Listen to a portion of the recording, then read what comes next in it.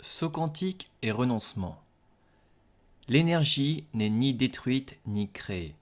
Elle ne fait que se transformer. La vacuité seule réalité, créée sans arrêt et sans discontinuer. L'illusion d'existence que nous créons dans la vacuité ne peut être détruite si elle n'a jamais existé.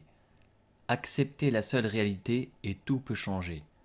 Rester figé sur les règles du passé et on avance à l'allure d'un baudet constipé. Pour le mental.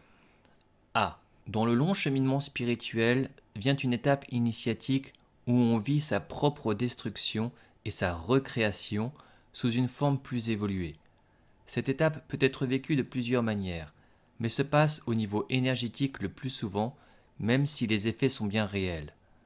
Quand on accepte que tout n'est que transformation et que la notion de détruire pour recréer est une illusion de la dualité, négatif-positif, il est possible d'accepter les sauts quantiques, c'est-à-dire les transformations complètes instantanées. Cela nécessite une notion de collaboration entre l'absolu et le relatif. L'ego ne doit plus chercher à se protéger d'une destruction ou à contrôler une restructuration. À ce moment, le relatif fait le choix d'évolution et met l'intention, et l'absolu provoque la transformation, qui passe par le divin. Petite note sur le divin, percevoir le divin arrive assez loin sur la route.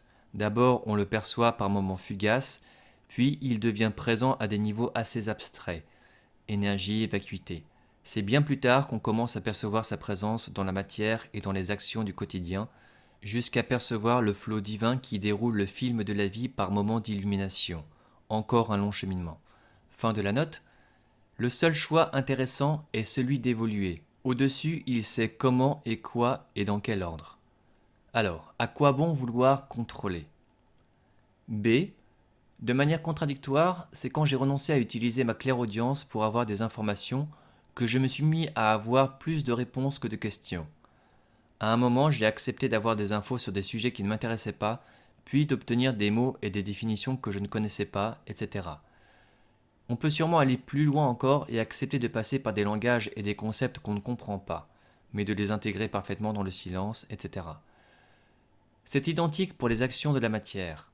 Accepter de laisser sa journée se dérouler sans la contrôler est la première étape d'un long cheminement de jouissance de soi.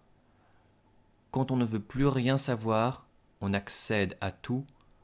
Quand on ne veut plus rien posséder, on a tout. C'est l'apparente contradiction de l'univers et du divin.